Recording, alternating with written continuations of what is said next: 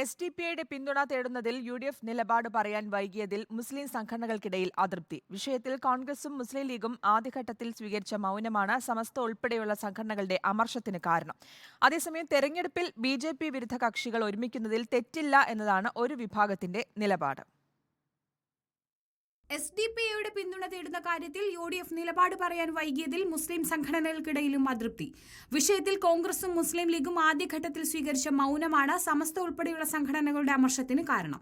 അതേസമയം തെരഞ്ഞെടുപ്പിൽ ബി.ജെ.പി. വിരുദ്ധ കക്ഷികൾ ഒരുമിക്കുന്നതിൽ തെറ്റില്ല എന്നതാണ് ഒരു വിഭാഗത്തിന്റെ നിലപാട്.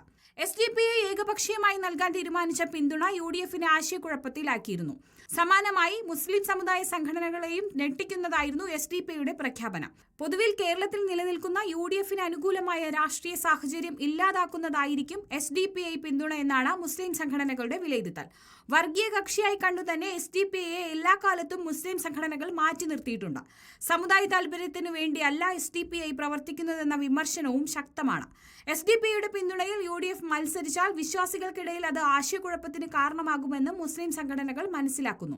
ഇക്കാര്യത്തിൽ യു.ഡി.എഫ് നേതൃത്വം നിലപാട് പറയാൻ വൈകിയെന്നാണ് മുസ്ലിം സംഘടനകളുടെ വിമർശനം.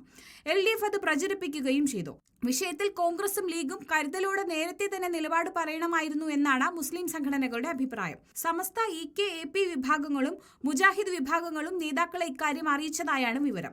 കോൺഗ്രസുമായോ യു.ഡി.എഫുമായോ കൂടിയാലോചന നടത്താതെ ഏകപക്ഷീയമായാണ് എസ്.ഡി.പി.ഐ പിന്തുണ പ്രഖ്യാപിച്ചതെന്നാണ് നേതാക്കൾ മറുപടി പറഞ്ഞത്. അതേസമയം തെരഞ്ഞെടുപ്പിൽ ബി.ജെ.പി. വിരുദ്ധ കക്ഷികൾ ഒരുമിക്കുന്നതിൽ തെറ്റില്ല എന്നതാണ് ജമാഅത്തെ ഇസ്ലാമിയുടെ നിലപാട്. ബി.ജെ.പി. വിരുദ്ധ ചേരിയിൽ നിൽക്കുന്ന എസ്.ഡി.പി.ഐയുടെ പിന്തുണ യു.ഡി.എഫിന് നേട്ടമാകുമെന്നും ജമാഅത്തെ ഇസ്ലാമി ചൂണ്ടിക്കാട്ടുന്നു. റിപ്പോർട്ടർ, മലപ്പുറം.